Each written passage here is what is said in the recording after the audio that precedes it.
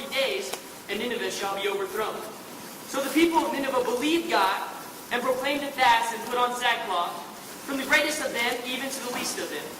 For word came unto the king of Nineveh, and he arose from his throne, and he laid his robe from him, and covered him with sackcloth, and sat in ashes.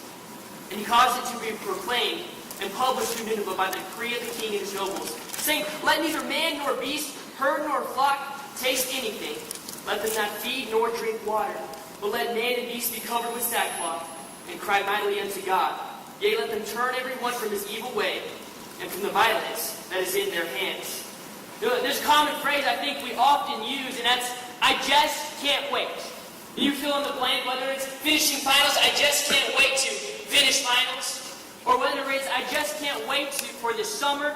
Or whether it's, I just can't wait to go home and see my family. Or, I just can't wait to get married. We all have these common phrases, I just can't wait.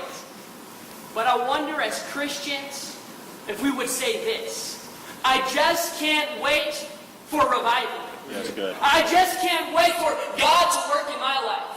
I just can't wait for God to do something great in America again, for God to send a great awakening. I just can't wait. That's good. And the question I wonder is, why does revival tarry? Why does revival tarry? And I believe in the scriptures we see here 3 reasons why revival tarries. 3 reasons why revival tarries. Here in this passage of scripture, it's not necessarily a revival amongst the saved, but it's a spiritual awakening amongst the unsaved. But I believe here we see 3 reasons why revival tarries. In verse number 5 it says, the people of Nineveh believed God. It says that they believed God. I believe the first reason why revival tarries is because we don't believe God. We don't believe God. The people of Nineveh are here, and they hear the preaching of Jonah, and they hear this, and they believe God, and their belief affected their behavior. They proclaimed a fast. But do we believe God? We go to Bible college, we're here ready to go out into the ministry, we go to church each week, but do we really believe God? To believe God is who He says He is. In Matthew 13, Jesus is there, and He's going to His home country there, and He is going there, and when He gets there, the people, they think, is this Joseph's son? Isn't this Joseph and Mary's son? Who is this?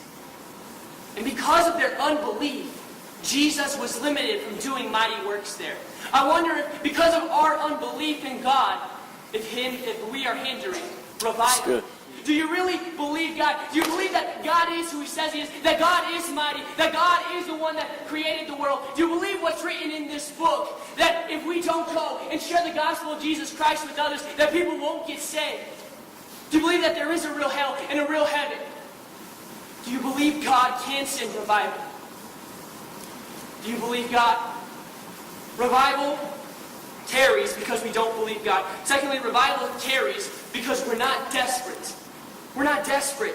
There in verse number 5 it says the people of Nineveh believed God and proclaimed a fast. It goes on to say that the king hears word and he proclaims a fast across the whole city. Not only did the people fast, but the animals were limited from their food and their water. The animals even had to fast. They were desperate to get a hold of God. Right. And they began to cry mightily unto God. They were really desperate here. They needed to get a hold of God because they believed the word that if they didn't get right with God, God was going to overthrow the city. And that changed the behavior. And they began to cry mightily unto God, and they needed to get a hold of Him. I wonder, when are we going to get desperate for revival? That's good. How long is it going to take for us to get desperate for revival? I think of last semester, as Joshua Rogers, we know that he was in that terrible car accident. And he was facing life and death. And he was there in the hospital. And he very well could have passed into eternity. But we got desperate to see Joshua Rogers be okay. Yeah, we got desperate for God to hear Joshua Rogers. And we went into the revels, and we got in our dorms, and we began to pray to God. And we began to ask God for mercy. And we began to ask God to heal Joshua Rogers.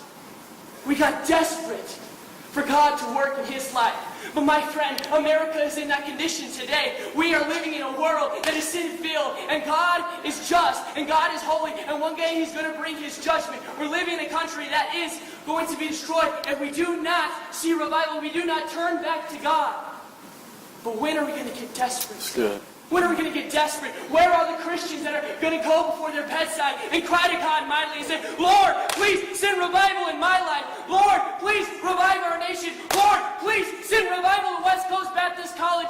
Lord, please work in my life. Lord, please send a spiritual awakening across America. Revival tarries because we don't believe God. Revival tarries because we're not desperate. We're not crying mightily unto God. Not begging for His mercy. Begging for Him to work. Lastly, revival tarries because we hold on to sin. Because we hold on to sin. In verse number 8 it says, "But let man and beast be covered with sackcloth, and cry mightily unto God. Yea, let them turn every one from his evil way, and from the violence that is in their hand." They turn from the sin. The people of Nineveh had a reputation of being a wicked city, of being a wicked people. And they're here and they turn from their sin. They let go of their sin and they seek the Lord. How long is it going to take us, Bible college student, to let go of that sin? To let go of that sin. I remember as I was at home and in my kitchen one day, and I was gonna bake something in the oven. I don't remember what I was cooking, but I was gonna cook something in the oven. So I put it on to preheat, and I went there and went about my own business. Came back later after it was finished preheating, and I decided to open it up. And when I opened it up, there was a pan in there. And so immediately, not thinking about it, I went and I grabbed the pan and it burnt my hand. It burnt my hand and I dropped it. And I tell you that to say that we as Christians, we hold on to that sin. And it's burning our lives. It's destroying our lives. It's hindering revival. But we continue to hold on to it. When are you going to let go of that sin? It's good. When are you going to let go of that sin? That sin of maybe gossip. That sin of maybe lusting after someone. What sin is it that you're struggling with it? And when are you going to let go and get victory over it? Revival tarries because we don't believe God. Revival tarries because we're not desperate. Revival tarries because we hold on to sin. Revival is continuing to tarry. And revival does not tarry because of God. Revival tarries because of us. And you think of this, if, say God didn't send revival, say we believe God, and we got desperate, and we started seeking after God, and we turned from our sin, and God sent revival to the campus of West Coast. And God sent revival in your heart. And God revived you. And you go home this summer break. Say you're going home. Say you're going to work in a camp. Say you're going on Jewish outreach. Say you're going to travel neighborhood Bible time. Whatever it is. But you go there as a revived Christian. And God uses you to spark a fire in that church. To spark a fire there on that Jewish outreach team. To revive that place. He uses you as a revived Christian on fire for God. Seeking to do the Lord's will. And that church gets on fire for God. And that Jewish outreach team gets on fire for God. There's an NBC evangelists who go on church to church on fire for God. And those churches get on fire for God. Imagine what God can do. He is not limited. Right. He can send another spiritual awakening. Yeah. But we limit Him. We don't believe God. We're not desperate, and we hold on to sin. Revival tarries not because of God, but because of us.